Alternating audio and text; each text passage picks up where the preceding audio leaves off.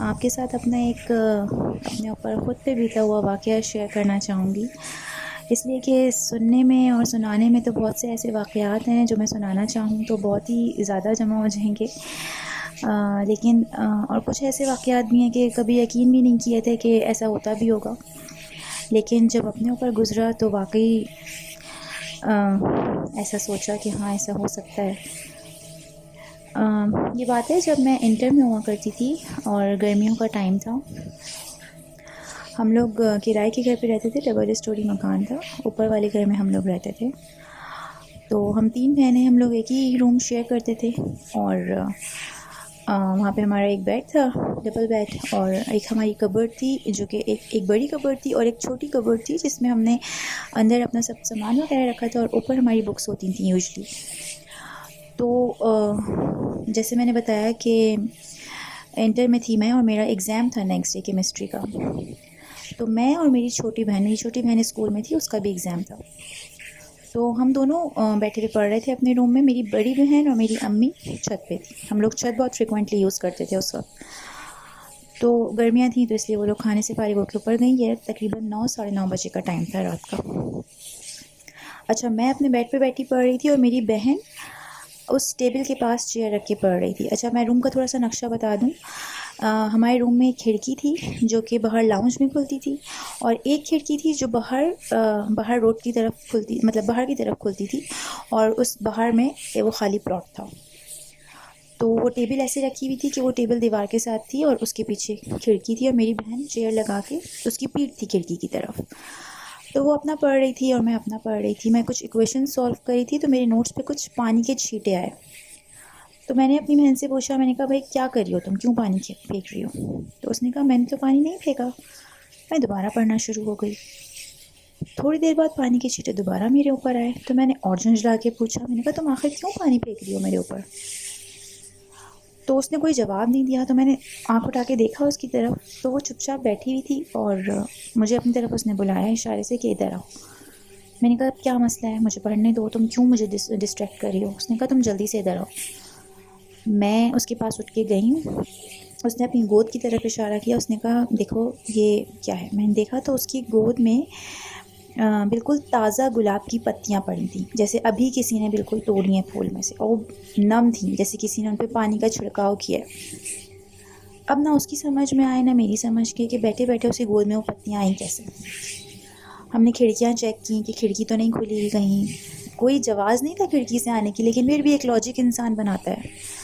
नहीं आई। हमने कहा शायद बुक के अंदर होंगी। उसने कहा, लेकिन ये ताज़ी पत्तियाँ हैं, कि बुक के अंदर अगर होती तो वो दबी हुई होती या मुरझाई भी होती, ये अभी बिल्कुल ताज़ी हैं। अच्छा, उस वक्त हम दोनों का एग्ज़ाम था। हमने कहा चलो देखते हैं, और हम दोनों पढ़ने लगे। उसके 2-3 दिन बाद जब हम दोनों एग्ज़ाम से फारिग हो गए, हम छत पे बैठे हुए थे, तो ये वाक़या याद आया। हमने वो वाक़या भूल ही गए, हम बिल्कुल जहन से ही हमारे जैसे ख़त्म हो गया। 2-3 दिन बाद जब हमें याद आया तो हम अपनी अम्मी को और बड़ी बहन को बताने लगे दोनों। तो उस वक्त हमें खौफ भी महसूस हुआ कि एक बहुत गैर मामूली हरकत थी जो कि हम लोग के साथ पेश आई और हमने उसको इतना नोटिस नहीं किया। और जब हमने बताया तो फिर हमने कुछ वाक़यात इकट्ठे किए कि हम सबके साथ कुछ ना कुछ हो चुका है, उसी टेबल के पास और कुछ इस घर में भी। जैसे मेरी बड़ी बहन भी एक दफ़ा पढ़ रही थी अपने हैंड आउट से, और उसको अम्मी ने खाने के लिए बाहर बुलाया। वो हैंड आउट वहीं बेड पे रख के बाहर आई खाना खाने। वापस गई, वो हैंड आउट गायब था। उसने बहुत ढूंढा, उसको नहीं मिला। उसने वैसे ही ज़ोर से आवाज़ में बोला कि भाई, जिसने भी मेरे हैंड आउट्स लिए हैं प्लीज़ वापस रख दो, मुझे कल अपना असाइनमेंट कंप्लीट करना है, मुझे पढ़ना है। और वही कह के कमरे से बाहर आ गई। थोड़ी देर बाद वो कमरे में गई, वो उसके नोट्स वहीं पे बेड पे रखे हुए थे।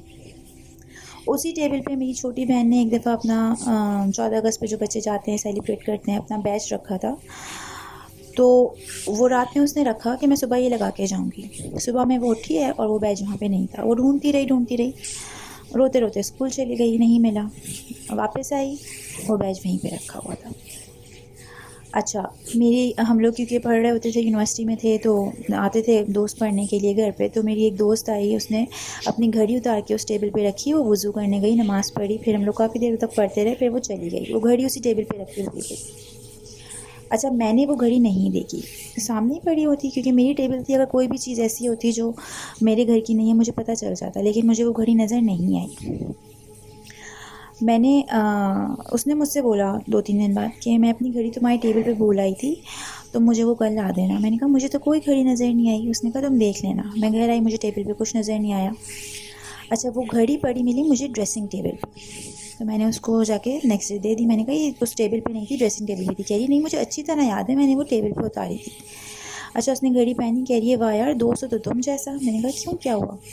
यही तुमने सेल डलवा के दिया है इसमें। मैंने कहा नहीं, तो जैसे पड़ी थी मैं बैग में डाल कर ले आई। उसने कहा ये घड़ी तो चल रही है, मेरी घड़ी में तो सेल नहीं था, मैं तो सिर्फ अच्छी लगती है हाथ में डाल के एज ए ब्रेसलेट उसको पहन लिया था, ये तो ख़राब थी घड़ी, अब इसमें सेल पड़ा हुआ है। मैंने कहा अच्छा। तो ये कुछ वाक़यात जब जमा हुए तो हमें फिर लगा कि ये चीज़ कुछ है। ऐसे ही मेरी बहन छोटी, नीचे जो लोग थे हमारे मालिक मकान, उनके भी 2 बेटे थे, तो उसकी मेरी बहन की हम उम्र थे। ये लोग छोटे-छोटे थे, ये लोग खेलते थे नीचे, कभी फुटबॉल खेल रहे हैं, कभी बैट बॉल खेल रहे हैं। तो एक दिन वो टेरेस से खड़ी देख रही थी, नीचे नहीं गई, थोड़ी देर बाद नीचे गई। तो उसने पूछा अपने उन दोनों लड़कों से कि तुम्हारा कज़न भी आया हुआ था आज खेलने के लिए? उन्होंने कहा नहीं, हम दोनों खुद ही अकेले फ़ुटबॉल खेल रहे थे। उसने कहा नहीं, एक लड़का और था, मैं समझी कोई दोस्त है इसलिए तो मैं नीचे नहीं आई, आज मैं देर से आई हूँ। उसने कहा नहीं, हमारे साथ तो कोई भी नहीं था। तो मेरी बहन ने जब बताया कि एक लड़का था, उसने ब्लैक कलर की शर्ट पहनी, मुझे उसकी शक्ल नज़र नहीं आई क्योंकि उसकी वो पीछे ही था मुस्तकिल। फिर मैंने कहा नहीं, तुम्हें गलत फहमी हुई है।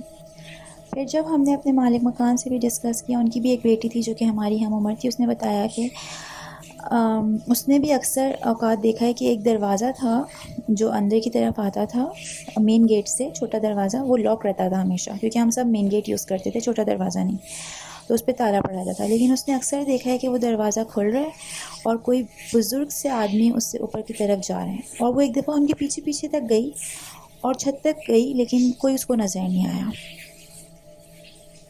तो ये वो वाक़यात हैं जो उस घर में हम सब ने कभी न कभी किसी न किसी औक़ात में महसूस किए, और बस अल्लाह का शुक्र है कि हम सब महफूज़ रहे, कुछ हुआ नहीं, लेकिन ये आपसे मुझे शेयर करना था।